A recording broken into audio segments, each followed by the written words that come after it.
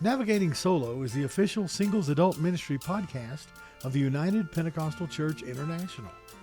Navigating Solo is dedicated to encouraging single adults in every stage of life by using biblical principles to navigate discussion on various topics. Here's your host, Dr. Lorraine Orozco. Welcome, everybody. I am so glad to have my guest here for Navigating Solo podcast. We have JoLynn Mills, who is going to be talking to us about her life story and her testimony. And I'm so glad to have you with us, JoLynn. Can you just tell us a little bit about yourself and where you're from, your education and your ministry? We're so glad to have you with us. Thank you. I'm excited to be here. So I am originally from Buna, Texas, and that's where I live now. I went to JCM after high school, and then I later finished a bachelor's degree in communications. And currently I work for Larimer County, Colorado, doing communications, and I also have a small business. I'm a graphic designer and a print broker. I go to Eastgate Church in Vidor. Brother Matt Tuttle is my pastor. I'm on the praise team. I'm in the choir. I teach a class. I lead a ladies team. I was involved with youth ministry for about 2 years, but they finally fired me. I'm thankful for that. I have two girls, Georgia and Eden. Georgia's 22 and Eden is 19, and they're everything. Eden just got back from a missions trip to Honduras. And Georgia yesterday got some print items in the mail and some signage and things like that for a logo that she created herself. It was her first piece, really. And they're both just doing amazing things in their own way, and I'm super proud of both of them. Awesome. Well, I wanted to mention to all of our listeners that JoLynn is part of the national SAM team, and she does the social media. So every time you see things on social media, that's something that JoLynn has created with her artsiness and her talent that she does. So we're so thankful for her. You've been working with singles ministry for about a year or so. How long have you been involved? Yes, it's a year this month. Okay. And so you are the one that updates the page and stuff. And everything that you see for the podcast, our logo for Navigating Solo, that is something that JoLynn has designed. So we're so happy that we have her on our team. So JoLynn, I'm just going to go ahead and go right in because you have an amazing story, an amazing testimony. And that's really why we're here, is we want to encourage other singles who have gone through maybe similar situations. But I wanted to go in and ask, how did God begin to move in your life even before your divorce happened and while you were still a pastor's wife? So God is so amazing. And I didn't see it at the time, but looking back now, I see pieces that he orchestrated. Of course, divorce was not a part of my plan. Mm-hmm. And I'm not even going to say that divorce was a part of God's plan either, but he knew what was coming for me. And he started putting things into place that made the road for me so much easier. And I'm so grateful for that. So to begin with, I was just doing my small business. We were pastoring a church of about 100 in the Atlanta area. Atlanta's super expensive. So I had this side hustle, so to speak, that I was doing at home, doing graphics for churches, small businesses, that sort of thing. But circumstances changed a little bit, and I saw a job posting that was kind of random. And the thing that stuck out to me the most is that it was only 1.3 miles from my house. And if you've ever been to Atlanta and you've seen Atlanta traffic, like that right there would be miraculous all by itself to be that close to home.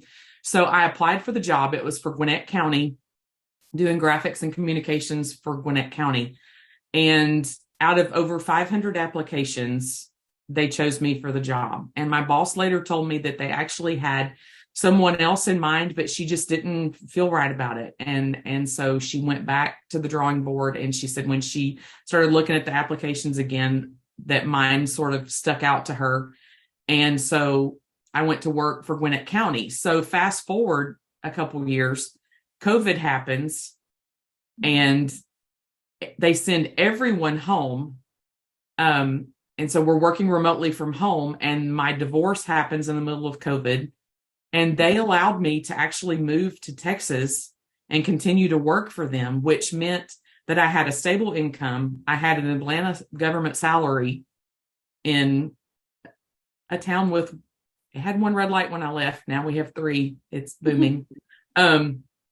So I was able to come here, and my income didn't really change. It stayed sort of the same, my personal income, I should say. So I felt like that was just the hugest blessing, like to just transition and just move seamlessly. There were other opportunities that came up here that were amazing. I learned a new skill for not working with a nonprofit here, just PRN. That was really exciting, something I'd always wanted to do, but never had taken the time to learn. And I was able to learn that new skill, being paid to do it. And then my church, Eastgate Church, has just been phenomenal. Before I ever moved, I knew that like when everything started to kind of come apart, I knew I had to come home. There was no way I could start a new life and not come to where my parents were and my sisters and extended family. But that was like my first thought. And then my second thought was Eastgate. And I hadn't visited Eastgate since I was a teenager, but God brought us here, and it's just been such an amazing experience. My daughter graduated from Eastgate Academy. And then for years I had prayed, God, whatever you're doing in this season, please don't do it without me. And last year, Eastgate Church baptized over 100 people, and over 100 received the Holy Ghost. And this year, we're well over halfway toward that goal again. And if you're not familiar with the area, Vidor has like 10,000 people. So this is another small Texas town that God has just brought great revival to. And I'm so thankful to be a part of a church that where the Holy Ghost is moving and God is blessing it. It's just been huge for me. And then for my daughter to get to be a part of that too, it's been amazing. In Buna, there's not much here, no new construction, and God blessed me with this house. There aren't really spec houses to speak of, but they were building what was supposed to be a retirement community, but there's no HOA because it's out in the country. And Texas doesn't tend to like rules like that anyway. But I was able to buy in this retirement community, and God cares about every single thing, every little detail. It's a little 2-bedroom, 2-bath house on a little postage stamp lawn, but this is my laundry room, and it's rather large for a laundry room. And so I work from home in my laundry room in Buna, Texas. And that's just so amazing. So many little details. I literally could go on and tell you all the things that God did to make life so good and sweet. But we'd be here all day. So I'll just stop there.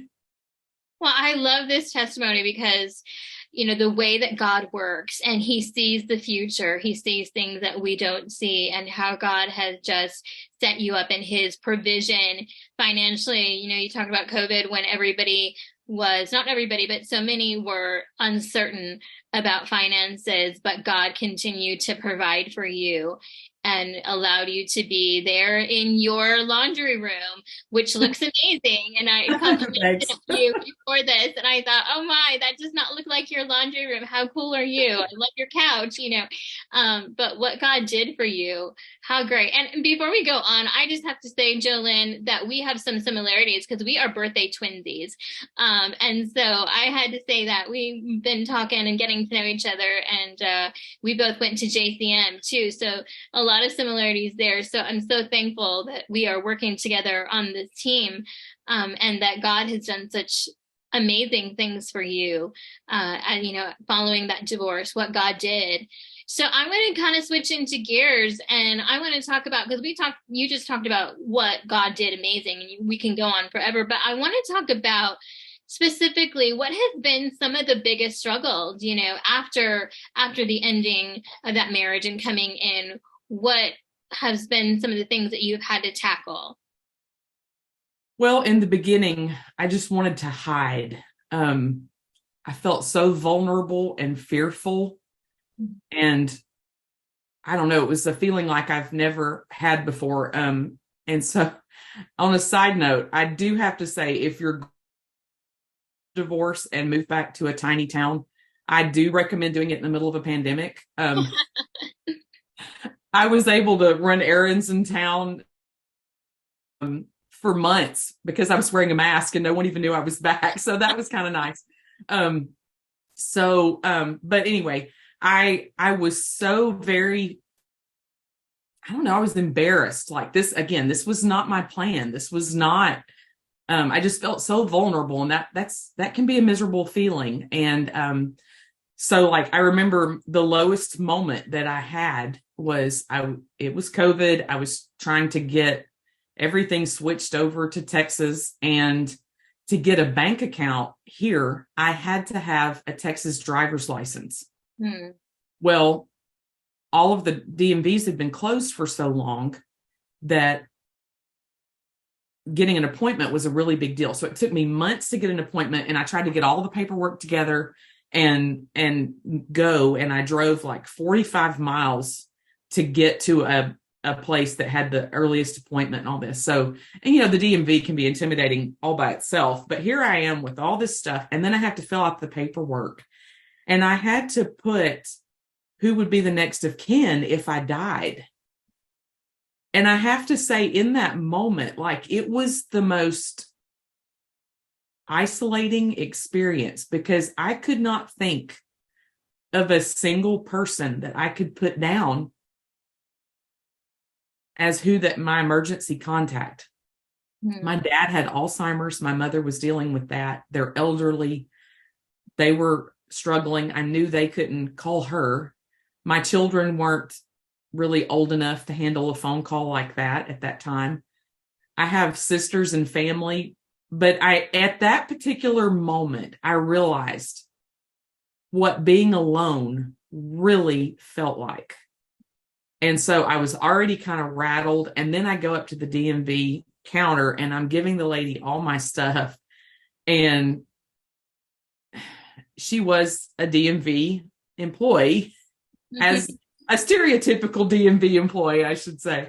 And she didn't like what I was giving her. It wasn't sufficient. And so she starts telling me all the things that are wrong. And she's holding and I just start crying at the counter. Tears are just flying out of, I don't know how else to say it. It was the most, and she wouldn't stop talking and give me my paperwork back so that I could leave. I just wanted out of there. But I found from that particular moment, I went and sat in my car and just laid over the steering wheel and sobbed. And from that moment, I realized, okay, it's me and God. And that was the beginning of turning that around. Wow. So sitting in there in that car, having that realization, having the understanding of like, this is a different life. This is a completely different life. This is not the one that I left in this big city. This is a completely different life. Wow. So I wanted to ask, and you're kind of just tagging on to what you were just saying, is how have you gotten through these struggles? I realized, again, I had that feeling where I just wanted to hide. But I got the Holy Ghost when I was 5 years old, and this is all I know. And I realized that I could just go sit on a pew for just a little bit, that everybody would be okay with that. No one would think badly of me. Um, and that I would be justified in doing that. But I had a little talk with myself and I thought, you know what? You know better than that. And the way you're going to get through this is to do what you've always done. And so that's what I did. And I joined the choir. I did find like what I thought was the least conspicuous spot where I would be least likely seen from the live stream. And there was a particular corner of the sanctuary in the very back that I could kind of hide and pray every day. And I found, I'm preaching to the choir. God is amazing. And I found him so real. And there were so many battles fought and won in that back corner of the church and in the right corner of the choir loft, kind of hiding in a little corner by myself. God was amazing. There was never a time that he didn't come through in a huge way. And so that was how I watched battles be fought one by one to healing. And it was just amazing, as he always is. Well, I love that you're mentioning that because, like you said, you could have just gone off and just sat in a pew, but that wasn't sufficient. The way that healing happens sometimes is like, let's get involved. We're going to get involved and we're going to keep going and we're going to keep doing what God has called you to do. And you're so involved in what you're as a pastor's wife and, from going into that transition, but just like, I'm going to do it. I'm going to be in the choir. I'm going to do this. We're going to keep going. So I love that. I really do. And so I'm going to keep going on with this in this vein of thought. And I'm going to go with asking you, what has been some of the things that you've learned in your journey? The first thing that I realized pretty quickly is that I had to give myself grace. And I guess maybe I was a little hard on myself, in other things, like I would push myself to do things that I really didn't want to do. But I learned to give myself some grace. Like, I've been through a hard thing and it's okay to not do everything, and not, it's okay to just say, you know what, I need a little space. And that's been amazing. I probably should have learned that a long time ago, but that's one thing that has been really beneficial. And I've said it already, but like with God, you can do really hard things. Like, I feel so confident now in a way that I never did before because God has been with me and I've been able to do some really difficult things and I survived. Another one, peace is priceless. Mm-hmm. I feel a peace that I didn't know was possible as an adult. Life is tough and I just thought that was part of being an adult, was that, there were going to be worries and things of that nature, but peace is just, it's absolutely priceless. And God will restore things back to you that you lose. I was sad to leave my life in Atlanta. I'd lived there for so many years, but I have such good friends here that have filled in those holes. And it's a rich life. Another thing is, so when the divorce first happened, I felt like I was probably the only one going through exactly what I was going through. And I have found out that there are so many people out there that are experiencing the exact same thing that I am. And that's been a comfort, but it's also been a joy to be able to turn around and take something that was traumatic in my life and use it to help someone else. And then the other thing is a AAA membership is well worth every penny. So, they're building new houses all around us. And I literally bought tire number 17 and tire number 18 this past week. So in 3 years, that's how many tires we have been through. So get that AAA membership. They'll come to your house and change to your spare in your driveway. It's pretty awesome.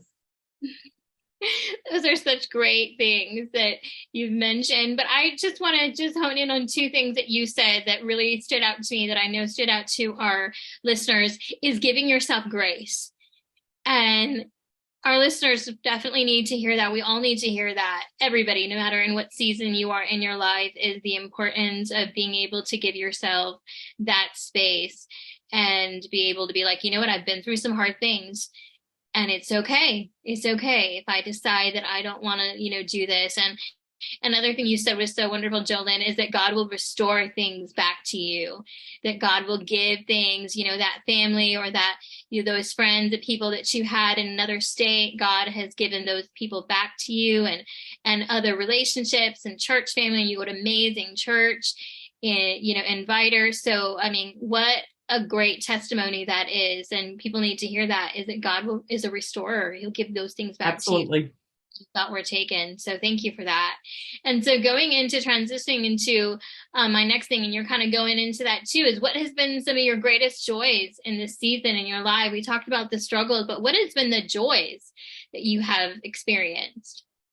So I got married at 21. So I really wasn't single as an adult. And so I have found that being single is kind of great. I don't know if I can say that. It's just been fun to be an adult and to be in control of my finances and decision making and all of that. It's been super empowering. I love the freedom that I feel. Having a fresh start has been a very healing thing for me. I love the fact that I bought a house and I pay the mortgage with God's help every month. And that's just a fantastic feeling. I just really am enjoying life right now. And I want you to tell us about the business that you started. I know you already kind of talked about that, because that is a huge accomplishment, and the things that you do, and then also what you're doing for, the single adult ministry. And so there's a lot of components that go into that. But I think that it's wonderful that you're mentioning that, singleness can be great, because I think so many times we talk so much about how it's like the most worst, awful disease in the world. But here you are smiling and saying, you know what, I love that freedom. It's good. It's a good life.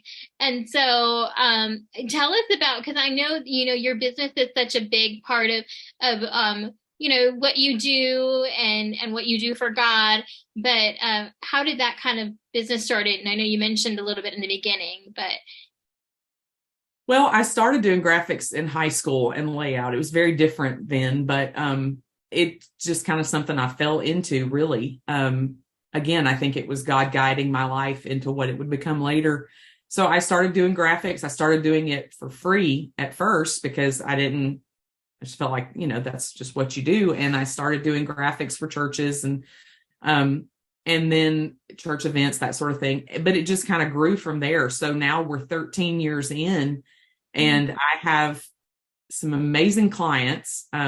It like names you would recognize, which is fun. I know we're not supposed to brag, but that's exciting to me. And then to bring it back here was really cool, because I grew up here, and there's names here in the community that I've heard my whole life. And I have had the opportunity to do work with names that I've heard since I was a child. And that just feels good. It's exciting. And the crazy thing is until last year, I never had a business card. So it was kind of like the plumber with the leaky faucet.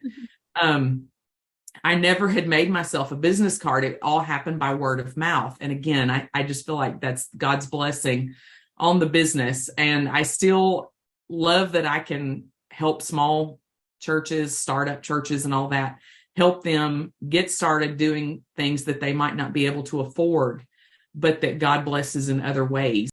So I wanted to say, JoLynn, that what an amazing thing. This is something that you and God did together. Like, you and God accomplished this. and, doing great things in these people that you, like you said, you grew up with, and now you get to work with them. But, and being able to do that independence, that freedom, and being able to pour yourself into something that you loved and so passionate about. We see some people that are kind of just stuck in maybe a job, but it's not just a job for you. It's something that you enjoy doing, and then you get paid for it. So absolutely, look at that's what you awesome. and God did. Look at what you and God did. So that's awesome. So I kind of want to go into asking, because you are a mom and you do so many things at your church ministry work. And then you have your own, homes stuff that you have, your 2 daughters and your daughter that lives in home. So how have you managed to balance your ministry, your work, and home life as a mom, as a single mom, particularly? So I think that's such a funny question, because that was my goal for so many years, was to find balance. And I just read an article last week that said that balance is not possible. And I believe that 100%, because I've tried for so long. Balance is not possible, but harmony is possible. This is the article. This is not my thought. But I love it. So if you hear maybe a piece that an orchestra is playing or a band is playing, all of the instruments are playing together, but each one has the opportunity to be the main focus of that particular space in the music. So, some they have their chance to shine. They're louder than others, So, there are times there are going to be fires that you have to put out, and it's okay to do that and then come back and pick up where you left off. And that's kind of the way that we have done this. I work a lot of hours, but I'm able to work late at night, and then I don't start work until 9:00 in the morning. So I'm able to do all the things. So there may be things like I just work whenever there's a need. I fit it into wherever I can, but I don't miss anything. I don't miss the things at church. I don't miss the things with my girls. When it's important, I'm there. And I think that's part of it. Like, I've just kind of embraced the work as a part of my life, and I just fit all the pieces in where they fit. And that's really worked well for us. Yeah, that is a good way to look at things. So I also kind of wanted to go into switching gears to again and just kind of ask, because we did mention that you are part of, the national committee doing singles ministry and been helping with that for the graphics and stuff for about a year or so. But how has being involved in singles ministry helped you with this transition in your life? Well, first, I had a wrong interpretation of singles ministry, and I feel like so many people do. And so I was not planning to be involved with singles at all. But about a year ago, Sister Debbie Size and Sister Cheryl Carter started using me for graphics for Sam. And so then it was almost like I felt obligated to go to a conference because I was doing this work. I felt like I should go show support. But the shocking thing to me was that it was the most amazing conference I've ever been to in my life. And I can say that hands down. It was the most personal conference that I've ever been to. There was not a single message that did not minister directly to me, addressing things that I had thought, things that I had said. Like, it was there. Like, it was so real. And literally, I left that conference a changed person. The other thing that I loved about it, I thought it would be awkward to walk into that room and be the new person or whatever. But you walk into the room and you realize that every single person in that room experiences the exact same feelings, emotions, worries that you do, because they too are alone and navigating life by themselves. So, it was just, I don't know. It was a place of belonging. I felt like I fit in. I didn't have to explain myself to anybody because they already got me. And so that was just huge to me. So since that time, I have drank the Kool-Aid and I am on board. I love to be able to reach out to other women, in particular pastors' wives who've gone through similar situations, and to just be a friend. That's been such a blessing to me, to be able to turn around and help somebody else and just encourage each other. And speaking of encouragement, we do have a local group here in Southeast Texas that is working to build a community of encouragement for former pastors' wives. And then at General Conference as well, there's a that's been going on for several years now, where one of the mornings everybody gets together and has a breakfast and just kind of has a friendly exchange, just encouraging each other. So if you're interested in attending at General Conference, there will be information on our website, information on the Facebook page. And then, of course, in the General Conference booklet as well, there's details on where you can go for that. Okay. That's really great information. So these are people that have been in ministry before. Yes, single again in ministry. Okay, that is awesome. There is a breakfast for singles. It's a lunch for singles at General Conference as well. And of course, you can always find many events for singles on the Facebook page for Sam as well. Mm-hmm. And I think that's great that you mentioned the hesitancy of first going to a singles conference and then realizing that everybody was feeling the same thing, because I know there are a lot of our listeners out there that are kind of contemplating, like, should I go to a singles conference? Like, I thought about it going, but I'm not really sure how I'm going to feel, the awkwardness, but understanding, Ju, that you said everybody in that room, I don't have to explain myself, because they are also navigating solo. They are also navigating their life, and they are feeling the same things that I am feeling. And so, that's a great encouragement. So if any of you guys are having hesitations about going to a singles conference for the first time, you need to go, because you will find like-minded people who are in your same shoes. And so you don't find that at every conference. And so this is a unique conference to go to. So going in that direction too, I want to ask you, what would you like to say to anyone who is going through this same season of life and needs some encouragement? I guess I would say, don't go by what you feel. Mm-hmm. You may feel rejected. You may feel like you've just wasted the best years of your life. You may feel forgotten. You may feel like you want to disappear. But God knows exactly where you are, and He is not finished with you. There's still so much more life beyond your divorce. And so if you are a former pastor's wife, I'm sure just like me, this was not part of your plan. But God is not surprised by your circumstances. He didn't place a calling on your life because you were half of a team. That's just not the way God works. He had a plan for you when you were born, and He has a plan for you now. There's a purpose for your life, and there's a purpose right now. Find a way to plug in and let God use you. We can, we find our fulfillment in that when that's your calling. And the cool thing about it is that it doesn't matter where you are. You will find fulfillment in ministry, because we're serving for the kingdom, not for our own kingdom. We're serving for Him. And so that same fulfillment, it doesn't have to be the church that you pastored. You will find that same fulfillment wherever you serve. Mm-hmm.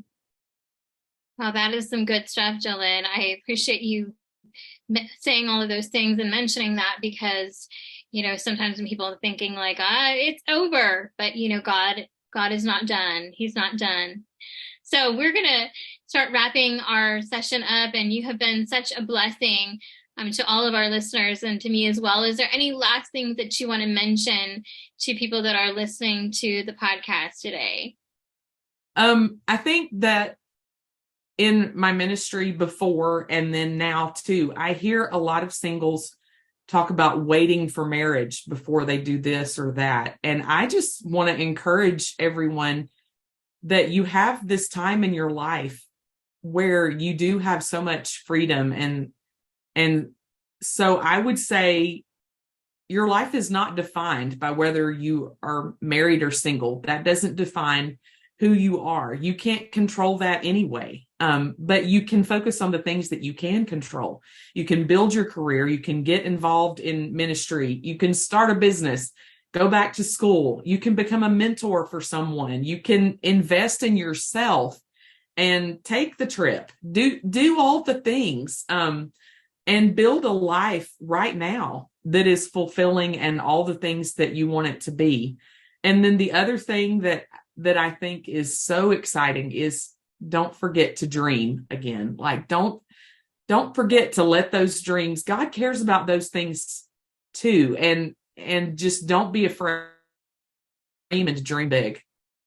Amen. Amen. That is good stuff. Well, Sister JoLynn Mills, thank you so much for being our guest today on Navigating Solo. We appreciate all of your encouragement, all of your comments, and for sharing your beautiful testimony and your story. So to all of our listeners, thank you for tuning in.